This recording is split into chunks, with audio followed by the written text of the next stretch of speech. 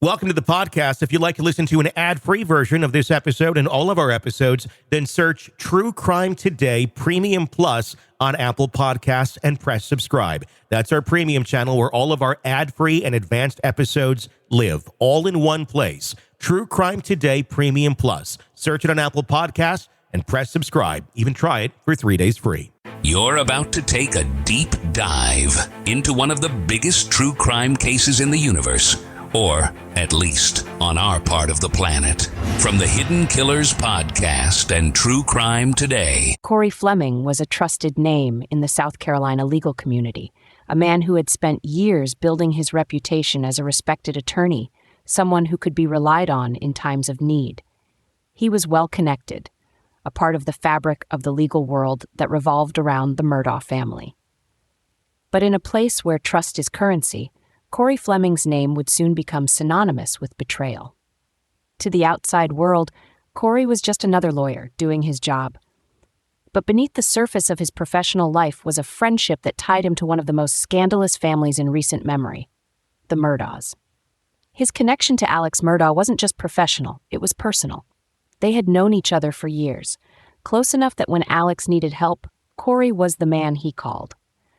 But as we've learned, when it comes to Alex Murdaugh, nothing is ever simple. Cory Fleming was a trusted friend, but sometimes trust can be dangerous. It all started with Gloria Satterfield, the Murdaugh family's beloved housekeeper, the woman who had worked for them for more than 2 decades. In 2018, Gloria died following a tragic fall at the Murdaugh family estate. It was a heartbreaking loss for everyone who knew her, but for Alex Murdaugh, it was an opportunity.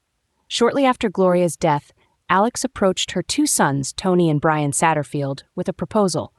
They could file a wrongful death claim against him and his insurance companies, Alex explained, and they could receive a substantial settlement to compensate them for the loss of their mother.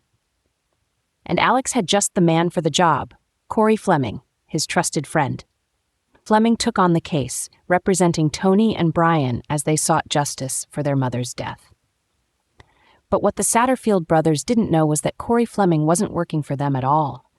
In fact, he was working alongside Alex Murdaugh to ensure that the settlement money, millions of dollars meant for Gloria's sons, never reached them. It was a plan as bold as it was callous.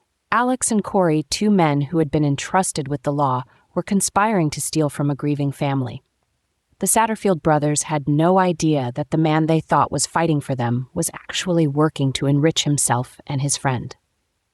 Cory Fleming helped orchestrate the scheme, filing legal documents, negotiating settlements, and quietly siphoning off the money that rightfully belonged to Gloria's sons.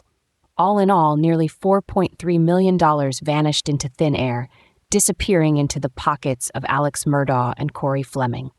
And the Satterfield brothers? They received nothing. For a time, it seemed as though the plan had worked. Alex and Cory had managed to deceive the Satterfields, the court, and even the legal system. But as we've learned in the long, sordid saga of the Murdaugh family, the truth has a way of coming out. In the wake of Alex Murdaugh's fall from grace, after his conviction for the brutal murders of his wife Maggie and son Paul, authorities began to take a closer look at his finances. What they found was a tangled web of lies, fraud, and theft. And at the center of that web was Cory Fleming. It wasn't long before Cory's role in the Satterfield settlement scheme came to light. The trusted attorney, the man who had built his career on helping others, had become just another player in Alex Murdaugh's empire of deceit. And the consequences were swift. Cory Fleming was charged with multiple counts of conspiracy and fraud, accused of helping Alex Murdaugh steal from the very people he had sworn to protect. It was a stunning fall from grace for a man who had once been respected in the legal community. But as the details of Cory's involvement emerged, so too did questions about his motivations.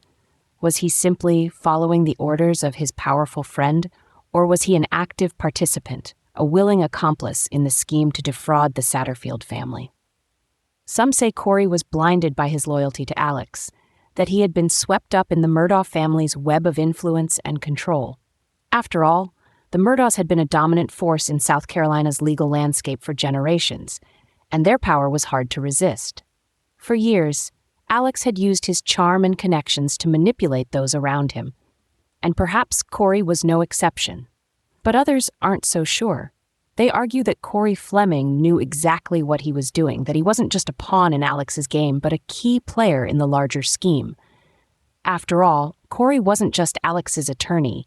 He was a close personal friend, someone who had benefited from the Murdaugh family's wealth and status. And in the end, he had made a choice to betray the Satterfield brothers, to steal from them in their time of need. Whatever the truth may be, Cory Fleming's actions have left a trail of devastation in their wake. The Satterfield brothers, already grieving the loss of their mother, were forced to grapple with the reality that the man they had trusted to fight for them had been working against them all along. And now, Cory Fleming's once promising career lies in ruins. He has been disbarred, and he faces the possibility of spending years behind bars for his role in the scheme. But as we've seen in the Murdaugh saga, the repercussions go far beyond the courtroom. The betrayal of trust, the exploitation of the vulnerable, has left a deep scar on the community.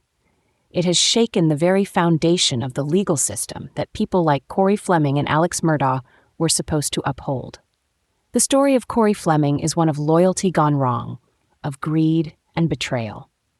But perhaps most of all, it's a reminder of the lengths to which some will go to protect themselves, even at the expense of others.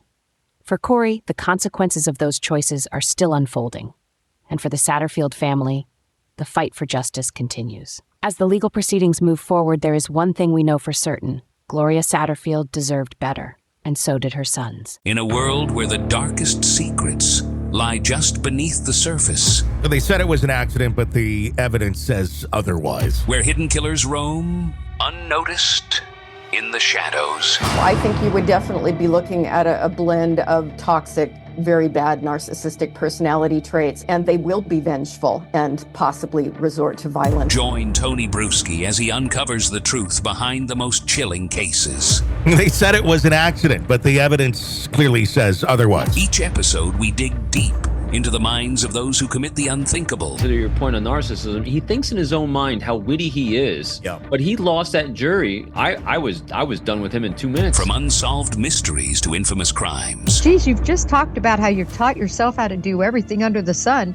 I bet you did a YouTube video, how to best kill somebody with a knife. Hidden Killers with Tony Bruschi takes you where few dare to go. How does someone with such a dark secret go unnoticed for so long? With multiple new episodes every single day. We're not just telling stories, we're seeking justice. Listen now on Apple Podcasts or wherever you get your podcasts. Just search for Hidden Killers with Tony Bruschi.